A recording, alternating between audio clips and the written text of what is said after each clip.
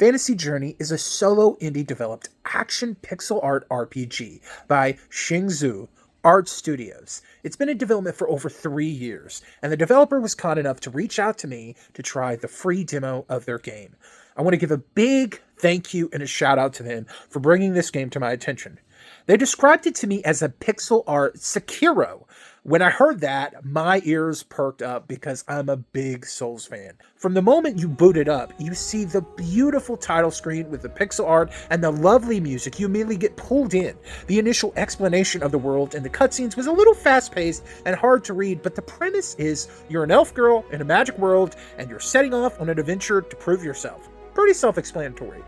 I can't say if the story is going to be incredibly in-depth, but this game is early build, so I'm sure that'll come later. I really like what the developers did when it comes to traversal of this world. You have the normal exploration and combat zones, but you also have map zones.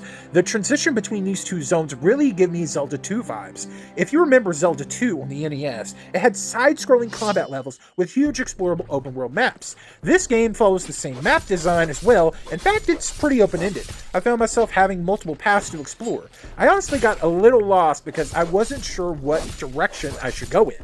But that's not a bad thing. In fact, that's a great thing because that makes this world feel so big with so much to explore, see, and do.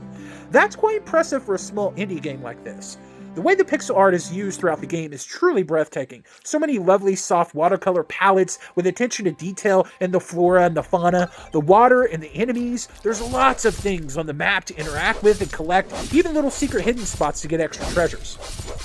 When you begin the game, you're dropped in a map where you're given exploration to get used to the controls. You have the ability to dash attack, do a heavy charge attack. You can also block and parry as well.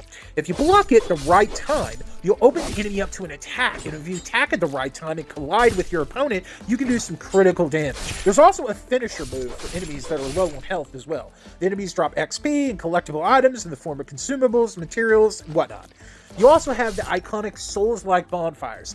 At these bonfires, you have the mechanic of sharpening your weapons to do more damage temporarily, eating and cooking food to boost stats. You can also rest as well as, which changes the time of day. That was kind of surprising in a small game like this. I didn't notice any slowdowns with all the enemies and attack flashes on the screen, so that's pretty good. The parrying, dodging, blocking, and comboing moves are truly addictive. When the developer explained that this was a pixel art Sekiro game, they weren't kidding. The demo is quite in-depth. I was able to explore various locations, do some side quests for NPCs. I fought a couple of bosses too. The enemy variety was impressive, going from slime monsters to wolves, crabs, plant poison monsters, giant mosquitoes, fat warthogs, some weird water fairy with a big sword, and so much more. The demo has quite a bit of exploration, creepy caves, poison-infested forests, lakesides with rivers, campfires with fellow warriors stopping for a rest, towns full of dinosaur cows, yes, dinosaurs that make cow noises, this is really cool, and a bar full of NPCs that you can shop with, rest for stat buffs, and more.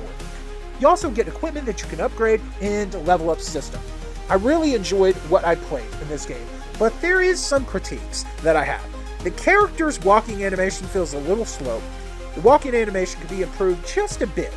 I also noticed that there's a bit of collision detection in environments. Some places look like you can walk on it or through it, like this big bridge in the town, but you can't.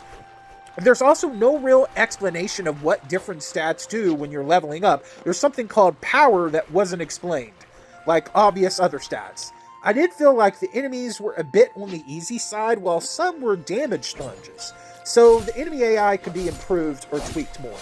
I didn't really find myself getting low on HP or dying. I got close probably one time on a boss, so I think having a potential limit on how many primary healing items you can hold would be a good thing, as I had quite a stockpile and I hardly ever use them. Honestly, I really enjoyed my time with this game. I want to play more of it. I think this game would be fantastic on the Nintendo Switch, and I could see it getting a physical release. There's a lot of pixel games out there, but I haven't seen a pixel art Sekiro Zelda 2. Have you? What's really cool is this was made by one single developer. I really look forward to the full release of this game. The developer is very talented, and I would love to see what they could do with a proper budget and a team of devs to help them work on future games. If you would like to try out the demo of this game, it's available on Steam right now. It's compatible with the Steam Deck and gamepad controllers, so if you want to check it out, I'd recommend it. The developer told me that this demo has over 2 hours worth of content, so if you're looking for something to stream on your YouTube channel or to dive in, this would be perfect demo to sink your blade into. I'll put a link in the description so that you can go check out the demo, and to the developer's social so you can go and support and encourage them. I'm not sure when the full release will be, but I'll definitely be ready for this fantasy.